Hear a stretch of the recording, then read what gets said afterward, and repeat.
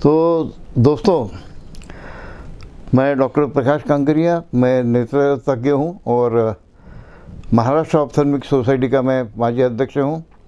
Refractive society India का मैं founder president हूँ।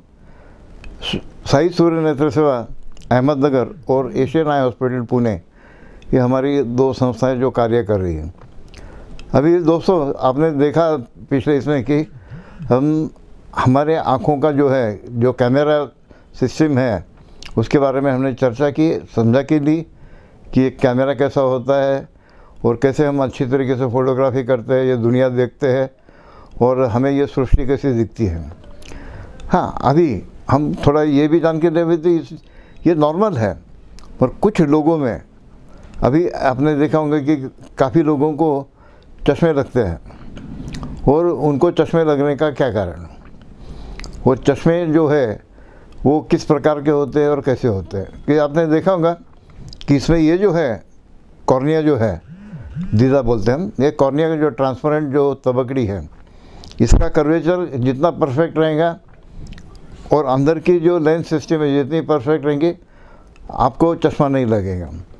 इसमें कुछ भी परिवर्तन आ गया तो आपको वो देखने के लिए एक एडिशनल लेंस लगती है। चश्मा यानी का एक लेंस है, वो कॉन्वेक्स हो सकती है प्लस नंबर, कॉनकेव हो सकती है माइनस नंबर, ये इसकी कमतरता के ऊपर है।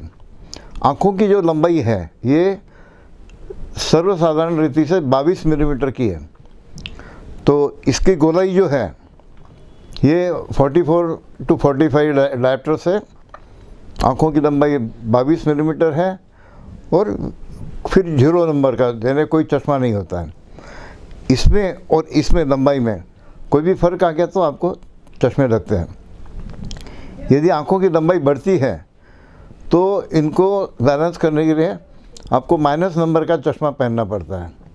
यदि आँखों की लंबाई 24 मिलीमीटर है या 25 मिलीमीटर है 22 के बजाय, तो आपको -4 या -5 या -6 जो कुछ ये कर्वेचर है उसके मुताबिक आपको चश्मा लगता है माइनस नंबर का।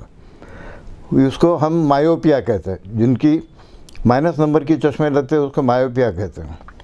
अभी ये आँखों की लंबाई कम है और इसका कर्वेचर ज़्यादा है तो आपको प्लस नंबर लगता है। तो ये प्लस नंबर फिर वापस +1 2 3 4 जो कोई रहेगा, ये कितनी लंबाई कम है उसके ऊपर है। तो ये जो है जिसमें प्लस नंबर लगता है उसको हाइपरमेट्रोपिया कहते हैं। ये जो परिस्थिति है इसको हाइपरमेट्रोपिया कहते हैं। अभी कुछ लोगों को 40 तक कोई चश्मा नहीं होता है, मगर 40 के बाद पढ़ने के लिए चश्मा लगता है, अब जैसा मैं भी लगाता हूँ। अभी आपने देखा होगा कि ये जो लेंस है ये लेंस सस्पेंडेड है, मैंने इसको जोन्यूल्स होते हैं और ये लेंस ऐसी छोटी बड़ी हो सकती है फोकस करने के लिए। एज के मुताबिक इसकी जो क्षमता है वो कम होती है 40 के बाद। तो आप एक ही बार यानी बगैर चश्मे की जो दूर का और नज़दीक का देख सकते हो, वो क्षमता जो है ये लेंस का इलास्टिसिटी जो बोलते हैं वो कम होने के कारण, उसके छोटा बड़ा होने की क्षमता कम होने के कारण फिर आपको नज़दीक का कम कम दिखता है। फिर +1 +1.5 +2 ऐसे थोड़े जैसी उम्र बढ़ती है वैसा प्लस नंबर ज़्यादा लगाना पड़ता है। इसको हम प्रिस्बायोपिया कहते हैं। तो 40 के बाद जो नज़दीक का नंबर लगता है सिर्फ उसको प्रिस्बायोपिया कहते हैं। अभी ये जो कर्वेचर है ये समान है ये समान है तो इसको स्फेरिकल नंबर बोलते हैं। यदि असमान है यानी ये कर्वेचर कम है ये ज़्यादा है, तो जो नंबर आता है उसको सिलेंड्रिकल नंबर बोलते हैं। तो चश्मे के जो प्रकार आपने देखे हैं, मायोपिया है, हाइपरमेट्रोपिया है, सिलेंड्रिकल है, प्रिस्बायोपिया है। अब ये जो दोष है आपने देखे, ये जो दोष है ये ट्रीटमेंट क्यों करना चाहिए कि काफ़ी लोगों को ये चश्मे के कारण, जिसको फ़ौज में जाना है, नेवी आर्मी पायलट होना है और काफ़ी करियर जिनके अंदर फ़ौज में भी आपको लेते नहीं है, पुलिस भर्ती है, आपको फायर फाइटर होना है, जो भी है, काफ़ी करियर में अभी चश्मा है तो आपको नकारा जाता है। वो शादी की लड़कियां जिनको चश्मा है उनको भी नकारा जाता है क्योंकि वो बोलते वो लड़की अच्छी है यार, बाकी मगर चश्मा है उसको। तो ये बड़ी दिक्कत अभी सोसाइटी में हो रही है। और आपने देखा होगा कि पिछले कई सालों में चश्मे के नंबर पहनने वाले लोगों में बहुत तेज़ी से बढ़ोतरी हो रही है।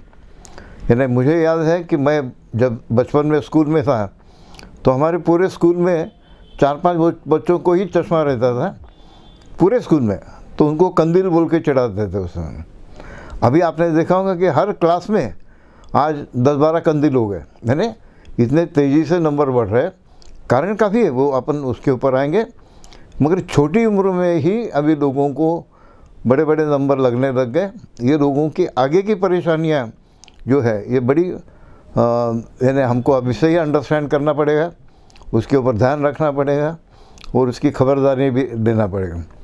तो ये आपको क्यों इसको समझाने की ज़रूरत पड़ी, क्योंकि ये एक बड़ी परेशानी अभी आने वाले युवकों के ऊपर, बच्चों के ऊपर जो आ रही है, उसके लिए हमें भी तैयार होना है। अलग अलग उपचार पद्धतियाँ है, अलग अलग ट्रीटमेंट्स है, अलग अलग साइंस उसके लिए डेवलप हो रहा है, उसके बारे में भी अपन जानकारी देंगे। धन्यवाद। साई सूर्य नेत्र सेवा, नव्या युगाचा प्रकाश नवा, दृष्टिसुधेचा अनमोल ठेवू ठेवा, दृष्टिसुधेचा अनमोल ठेवू ठेवा। साई सूर्य नेत्र सेवा, साई सूर्य नेत्र सेवा। साई सूर्य नेत्र सेवा, माणिक चौक, अहमदनगर। नेत्र सेवा।